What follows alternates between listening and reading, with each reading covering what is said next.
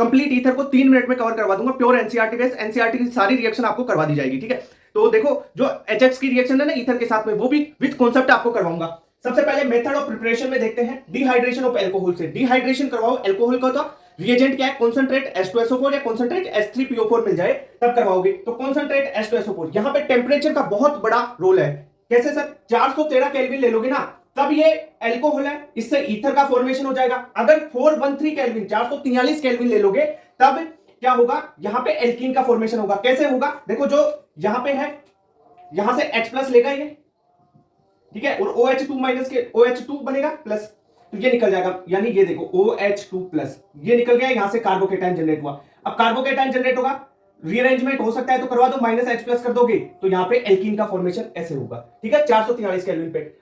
Other 413 kelvin पे dehydration of alcohol में ether का फॉर्मेशन होता है। ओके, दूसरा है Williamson ether synthesis, SN2 mechanism से होती है रिएक्शन। इस रिएक्शन में 1 डिग्री एल्किल हैलाइड लोगे आप जनरली, उसकी एल्कोक्साइड के साथ में रिएक्शन करवाओ, सोडियम एल्कोक्साइड ले लिया, उसके साथ में रिएक्शन करवाओ तो आपको ईथर का फॉर्मेशन होगा। अब सर यहां पे देखो, ये तो कोई सा भी ले सकते हो, RO-N, तो कोई सा भी बेंजीन वाला कोई सा भी ले सकते हो, पर RX जो एल्किल हैलाइड का कौन सा नहीं ले सकते हो, जिसमें ये X निकले नहीं ना, X बाहर नहीं निकले, वो वाला नहीं ले सकते हो। कौन सा नहीं ले सकते हो, RX will not give Williamson ether synthesis. देखो CH2 डबल बॉन्ड CHX, अब यहाँ पे X की जो लोन पेयर है, ये देखो इस डबल बॉन्ड के साथ में रेजोनेंस में, तो जहां पे X के लोन पेयर रेजोनेंस में हो वो RX आपको विलियमसन ईथर सिंथेसिस नहीं देगा। क्वेश्चन आता है यहां से। अब देखो इसमें भी इस बेंजीन रिंग के साथ में रेजोनेंस में, तो यहां पे भी विलियमसन ईथर सिंथेसिस नहीं होगी। यहां पे देखो अगर ये X अपन निकालते हैं तो यहां पे कार्बोकेटाइन जनरेट होगा। यहां पे अगर कार्बोकेटाइन जनरेट होता है तो तुम सोचो ये ब्रिज हेडेड कार्बन पे कार्बोकेटाइन तो जनरेट हो ही नहीं सकता, स्ट्रक्चर ही टूट जाएगी, तो प्लेनर हो जाएगा, तो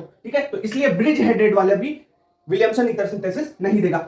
इसकी जगह, इनकी जगह आप ऐसे ले लो ना, ये वाला, सर हम तो ये RONA O माइनस Na+, ये दे देगा रिएक्शन, पर ये नहीं देगा। एल्किल हैलाइड की बात कर रहा हूं, ये तो कोई सा भी ले लो, RX ये नहीं होनी चाहिए। ओके, नेक्स्ट है इनकी प्रॉपर्टीज की बात करें। प्रॉपर्टीज में अपन ESR रिएक्शन देखें। ESR रिएक्शन में देखो ये OCH3 है, ये K+M, या यहां पे और तो और पैरा प्रोडक्ट बनेगा, और पैरा प्रोडक्ट हमेशा मेजर होगा। स्टेरिक हिंड्रेंस की बात कर सकते हैं अपन।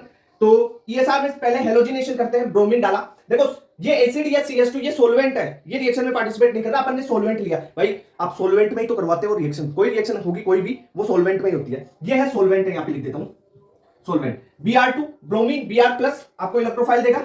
ओके, ये पैरा पे लग गया और ये ऑर्थो पे, तो पैरा क्या होता है, मेजर। वैसे ही फ्रीडल क्राफ्ट एल्काइलेशन करवाओ। फ्रीडल क्राफ्ट एल्काइलेशन में RCl या RX होता है, जो यहां से क्या होगा, AlCl3 होगा ना, एनहाइड्रस, ये लुईस एसिड है, ये Cl को AlCl4 बना देगा और यहां से R+ कार्बोकेटाइन जनरेट होगा। अब इस R+ में रीअरेंजमेंट हो जाए तो करवा देना, ध्यान रखना, और फिर जोड़ना है।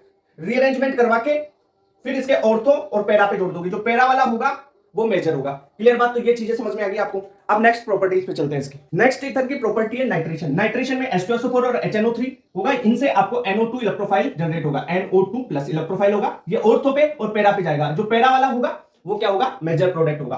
फ्रीडल क्राफ्ट एसाइलेशन देखते हैं। देखो एसाइलेशन में कोई भी रीअरेंजमेंट नहीं होता, क्यों, देखो RCOCl, यहां से Cl निकलेगा तो CO+ बनेगा, RCO+, यहां पे क्या बनेगा, देखो RC डबल बॉन्ड O, ये RCO+। अब यहां पे देखो बैक बॉन्डिंग है, बैक बॉन्डिंग के कारण ये स्टेबल है, तो इसमें रीअरेंजमेंट पॉसिबल ही नहीं है, तो यहां पे ये डायरेक्ट ही ऑर्थो पे और पैरा पे लग जाएगा। जो पैरा वाला होगा वो मेजर होगा। इतनी बात क्लियर, तो सिंपल रिएक्शन करवा लोगे आप।